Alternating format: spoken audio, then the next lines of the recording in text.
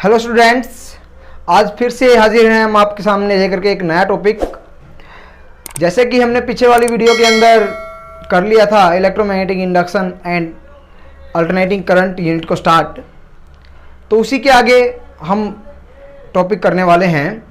अगर आप लोगों ने पिछले वाली वीडियो नहीं देखी है तो आपको ऊपर लिंक दिखाई दे रहा होगा, उस पर जाकर के आप देख सकते हैं। चलिए दोस्तों, आज की वीडियो हम शुरू कर लेते हैं। तो कल वाली वीडियो के अंदर हमने किया था कि करंट जनरेट हो रहा था, मींस फर्स्ट किया हमने current induced by magnet. Second क्या किया हमने कि करंट इंड्यूस्ड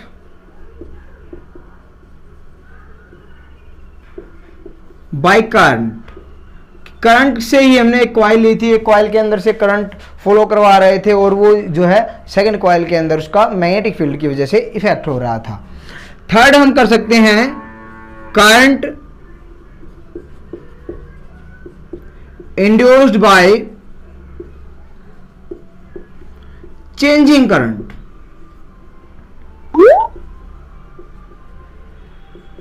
अब देखिएगा इसके अंदर भी क्या फर्क है कि हम क्या कर रहे थे कि एक कॉइल के अंदर यहां से मान लिया इसके साथ में ये गैल्वेनोमीटर जोड़ा हुआ है, कल हमने बल्ब का एक्सपेरिमेंट किया था, और यहां से एक कोई भी कॉइल है, इसके अंदर से हमने करंट पास करवा रखा है। तो वो जो मैग्नेटिक फील्ड था वो इससे लिंक हो रहा था, उसकी वजह से ही हमारे पास में इसके अंदर करंट दिख रहा था। तो उस केस के अंदर हम क्या कर रहे थे, या इस कॉइल को लेकर के आ रहे थे इसके पास में, या इस कॉइल को इसके पास में लेकर के जा रहे थे।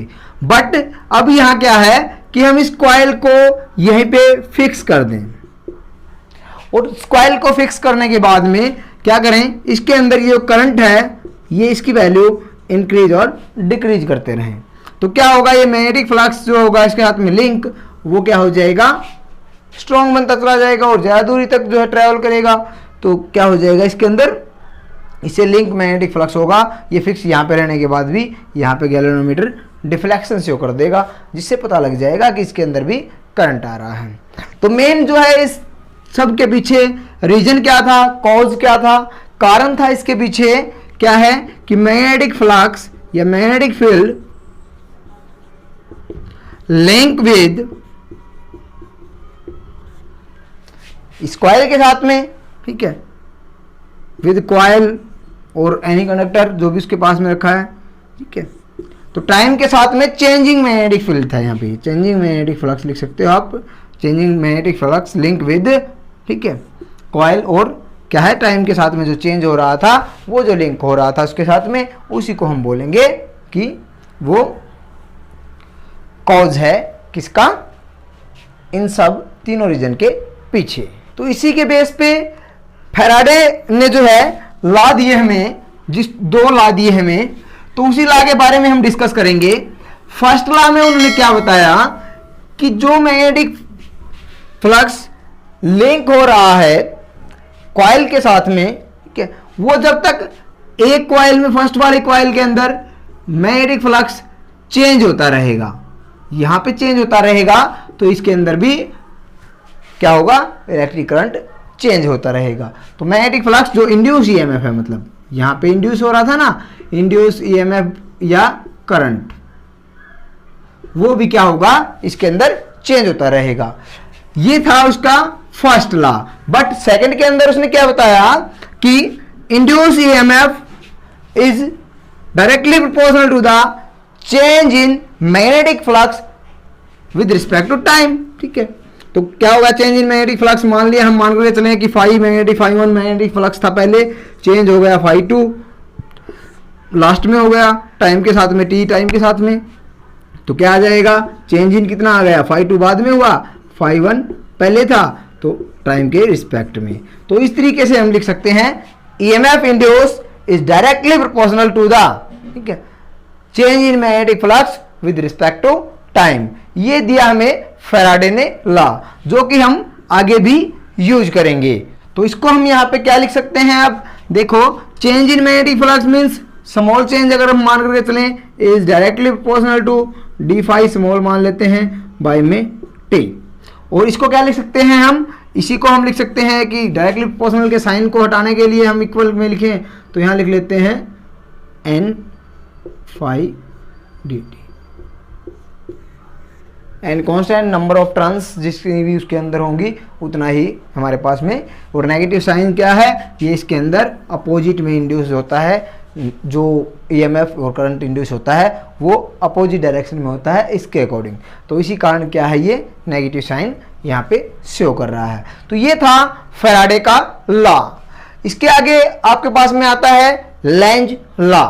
लेंज लॉ क्या कहता है, according to this law the polarity of induced EMF is such that it opposes the change in magnetic field flux responsible for its production।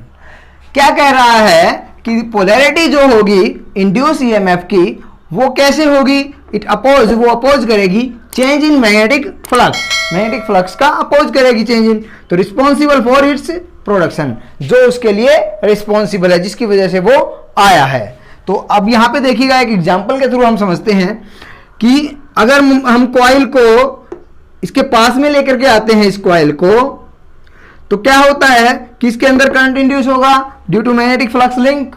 ठीक है, तो इसके पास में तब हम नॉर्थ पोल को इसके पास में लेकर के आ रहे हैं तो हमारे पास में क्या होता है, जो करंट होगा वो एंटी क्लॉकवाइज में जनरेट होगा, एंटी क्लॉकवाइज। और इस केस के अंदर तब हम नॉर्थ पोल को लेकर के आ रहे हैं तो जो ये इस साइड की ये पोलैरिटी होगी इसकी, तो ये क्या करेगी, नॉर्थ की तरह ही बिहेव करेगी, ये डेफिनेशन बोलती है। तो अगर हम इसको अब तो लेकर के आ रहे हैं इसकी साइड में, अगर हम इसी का अपोज करें कि ये इसको इस तरीके से उस साइड में लेकर जाने लगे तो क्या करेगी, देखो ये तो अब इधर लेकर के आ रहे हैं तब भी अपोज कर रही है, मतलब पीछे की साइड में धका रही है इसको। अब वापस लेकर के जा रहे हैं तो ये क्या करेगी, अपनी साइड में खींचेगी इसको, तो ये अपोजिट हो जाता है इस केस के अंदर वर्क। ठीक है, और ये जो इसकी डायरेक्शन होगी करंट की वो क्या हो जाएगी, क्लॉकवाइज हो जाएगी। तो ये डिफरेंस हो जाता है इस केस के अंदर। एक बार दोबारा से समझ लीजिएगा कि अगर हम नॉर्थ पोल को किसी कॉइल के नियर बाय लेकर के आ रहे हैं तब उसके अंदर जब हम नजदीक लेकर के आ रहे हैं तो उसका पोल जो होगा पास वाला वो नॉर्थ की तरह ही बिहेव करेगा। अगर हम उसको दूर लेकर के जा रहे हैं तो वो साउथ की तरह बिहेव करेगा। और इस केस के अंदर अगर हम नजदीक लेकर के आ रहे हैं तो करंट की डायरेक्शन एंटी क्लॉकवाइज होगी उस कॉइल के अंदर, और अगर हम दूर लेकर के जा रहे हैं उस केस के अंदर करंट की डायरेक्शन क्लॉकवाइज होगी हमारी अकॉर्डिंग टू लेंज लॉ। तो ये कहता है लेंज लॉ। अब यहां पे क्या दिया गया है कि Lenz law and conservation of energy के अंदर क्या रिलेशन है। अब देखिएगा हमने किया क्या कि हम मूव कर रहे थे मैग्नेट को इस टाइप में या किसी कॉइल को मूव कर रहे थे, तो उस केस के अंदर यहां पे हम मैकेनिकल वर्क कर रहे हैं और तब इस कॉइल के अंदर इंड्यूस ईएमएफ हो रहा है। तो उस केस के अंदर हम मैकेनिकल को एक टाइप में इंड्यूस करंट के अंदर चेंजेस कर रहे हैं, मींस यहां पे ओनली एनर्जी का ट्रांसफॉर्मेशन हो रही है। तो ओनली एनर्जी ट्रांसफॉर्मेशन हो रही है, इसलिए हम यहां पे एनर्जी कंजर्वेशन वाला फॉर्मूला भी अप्लाई कर सकते हैं लेंज लॉ की डेफिनेशन के अकॉर्डिंग और लेंज लॉ के अकॉर्डिंग। नेक्स्ट है हमारे पास में फ्लेमिंग राइट हैंड रूल। तो ये क्या कहता है, if we stretch the first finger central finger, first finger central finger and thumb of right hand in mutually perpendicular direction such that the first finger points along the direction of field, means magnetic field, and thumb is along direction of motion of conductor, then the central finger would be give us the direction of induced current। देखिएगा क्या कहा है कि जैसे हमारा ये right hand है तो इसको अगर हम इस तरीके से देखिएगा कि इस तरीके से अगर हम जो है स्ट्रेच करते हैं, मींस सब आपस में एक दूसरे के परपेंडिकुलर हो जाएं उस केस के अंदर, तो तब हमारे पास में क्या आता है कि अगर हम मान करके चलें, देखो जो ये कह रहा है वही हम जो है साथ साथ करते चलेंगे। First finger points along the direction of field, means first finger हमें मैग्नेटिक फील्ड की डायरेक्शन दे रही है और थंब जो दे रहा है वो मोशन ऑफ द कंडक्टर की डायरेक्शन दे रहा है। और उस केस के अंदर तब हमें जो सेंट्रल फिंगर है वो जो है इंड्यूस करंट की, इंड्यूस ईएमएफ की डायरेक्शन देगी।